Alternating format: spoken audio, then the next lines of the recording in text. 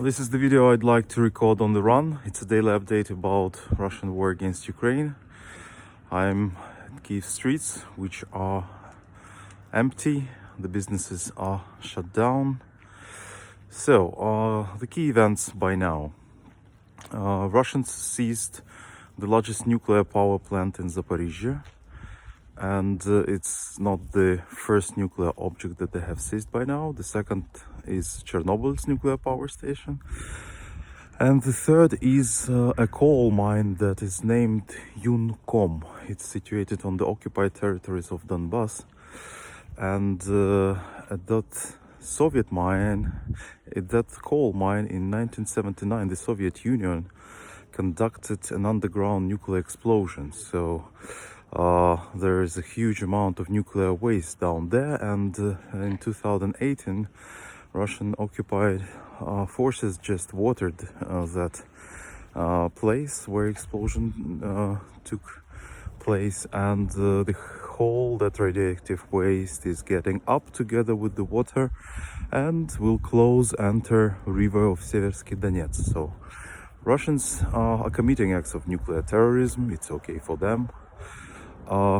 Then Russians didn't let people to flee from Mariupol.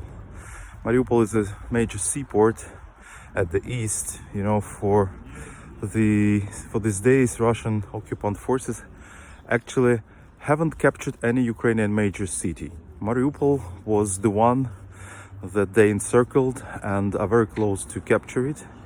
But during the negotiations, it was agreed that there will be a humanitarian corridor in order for everyone who wants to leave. And guess what the Russian side did? Of course, they violated and broke their own promises and started shooting again. So people who gathered in Mariupol in order to evacuate now just stand outside in the square, ready to sit on buses, but the buses cannot leave.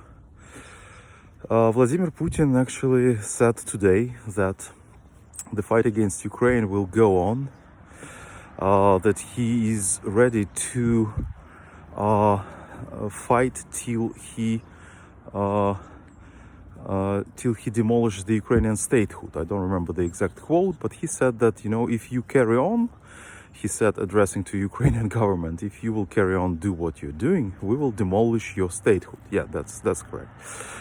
And that's again, you know, Russian way of thinking. They always think that leaders, political leaders, like can operate people, that, you know, that political leaders can do anything, not asking people. Well, that's the way things in Russia work, but that's not the way things work in Ukraine.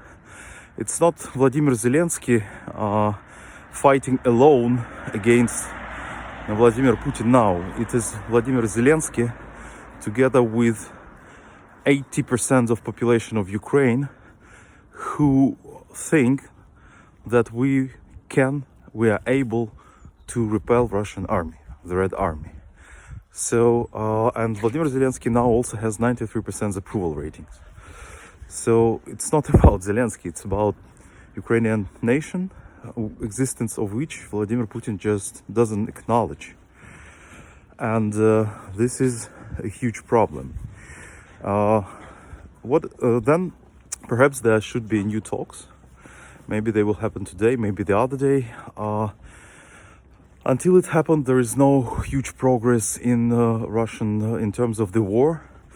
Ukrainians down lots of Russian military jets. We capture pilots.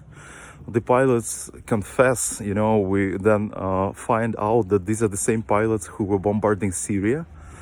On the one hand, it means that, you know, Russian has just a very limited number of real war bastards who can easily, you know, put a button and just shot into a hospital, into neighborhoods, just like they are doing now in Kharkiv, in Mariupol, and at at other Ukrainian cities.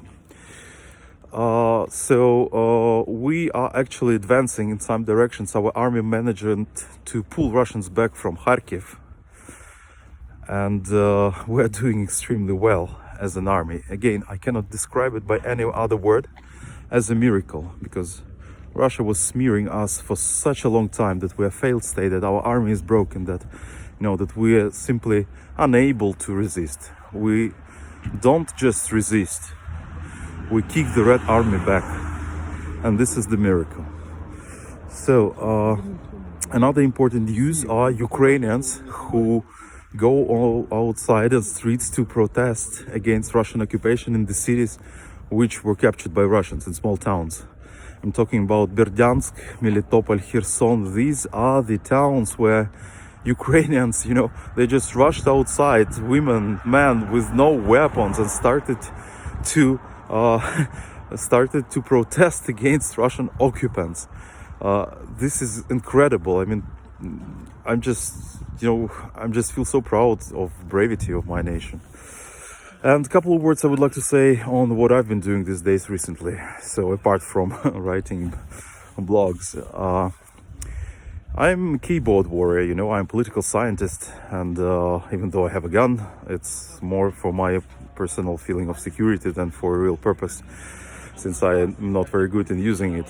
I wear insignia of Ukrainian army, the yellow scotch, and at the time where I'm not busy with writing, commenting, reporting, I'm volunteering. I'm helping to Ukrainian military who is now at the contact line, and we have like one of the major volunteer hubs in city, and I will just show you the way it works.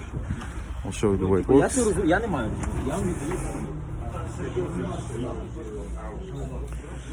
So it's a huge place where we have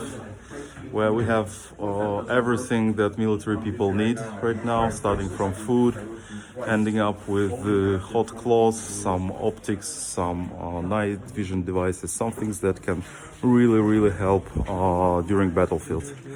This is our medical department. It's extremely busy here. Every time people come and go. Who are these people around me? Well, regular Kiev middle class, and that's one more miracle. People, who had businesses, who were successful careers, city professionals, they just quit and started to volunteer, because in this war, everyone has his own small war to win and to fight. People do whatever they can on their position, in what they're good. People who are good in managing and collecting stuff, they manage and collecting stuff. People who are good in commenting, they do commenting. And this is one of the reasons why Ukraine will eventually win this war. I sincerely believe in it.